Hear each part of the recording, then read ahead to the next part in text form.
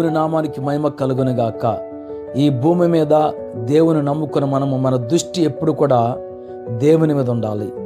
ఎవరైతే యెహోవా యందు దృష్టి పెట్టుకుని ఉంటారో, ఆయన యందు భయభక్తులు కలిగి ఉంటారో, ఆయన నామం మీద నమ్మిక కలిగి ఉంటారో, ఎవరైతే దేవుని కొరకే కనిపెట్టుకుని ఆయన ఖచ్చితంగా నా జీవితంలో కార్యాలు చేస్తాడని కనిపెట్టుకుంటారో, దేవుడు వారందరి జీవితంలో గొప్ప అద్భుత కార్యాలు చేస్తాడు.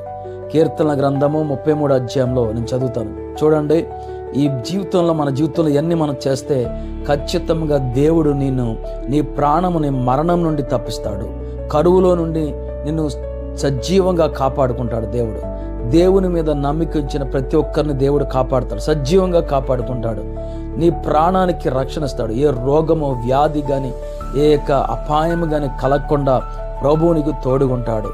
దేవునికి తోడుగుండాలి. నీకు ఆరోగ్యకరంగా జీవితకాలం అంతా క్షేమంగానే ఉండాలంటే నీ జీవితాన్ని ప్రభువుకి సంపూర్ణంగా అప్పచెప్పాలి. నీవు దేవుని ఆజ్ఞలకు లోబడాలి, దేవుని మాట వినాలి. ఆయన కట్టడలను విధులను గైకొంటే ఖచ్చితంగా దేవుడు నీ జీవితంలో గొప్ప అద్భుత కార్యాలు చేస్తాడు. 19వ వచనం చూడండి, ఇక్కడ మాట చెప్తూ ఉంటుంది. యెహోవా దృష్టి ఆయన యందు భయభక్తులు గల వారి మీదను ఆయన కృప కొరకు కనిపెట్టుకుని వారి మీద నిలిచిచున్నది. దేవుని యొక్క దృష్టి ఎప్పుడు కూడా ఎవరైతే ఆయనకి భయభక్తులు కలిగి విధేయుడిగా దేవుని కొరకే కనిపెట్టుకుని ఉంటాడో, ప్రభు ఎప్పుడు కూడా వారిని చూస్తూనే ఉంటాడు. నీ రాకపోకల్ని, నీ కుటుంబాన్ని, నీ అవసరతల్ని, నీ జీవితంలో నీకు ఏ అవసరతన్నాయో అన్నీ ప్రభు చూస్తూ ఉంటాడు. 20వ వచనం, మనము యెహోవా పరిశుద్ధ నామమందు నమ్మిక ఉంచున్నాము, ఆయనను బట్టి మన హృదయంలో సంతోషించి ఉన్నది. హల్లెలూయా. నీ హృదయం ఎప్పుడు ఆనందముగా సంతోషంగా ఉండాలంటే దేవుని నామమును బట్టి నమ్మికించు.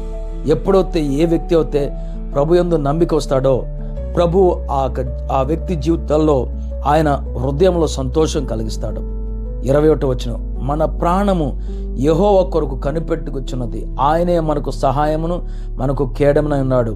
నువ్వు ఎప్పుడు కూడా దేవుని కొరకే కనిపెట్టుకునుండు. దేవుని వాక్యం కొరకు నీ బాధల్లో, దుఃఖాల్లో, శ్రమల్లో, ఇబ్బందుల్లో, నీ వ్యాధితో నువ్వు బాధపడుతున్న ఇబ్బందులున్నా ప్రభువు మీద ఆధారపడు. ప్రభు కొరకు కనిపెట్టుకునుండు.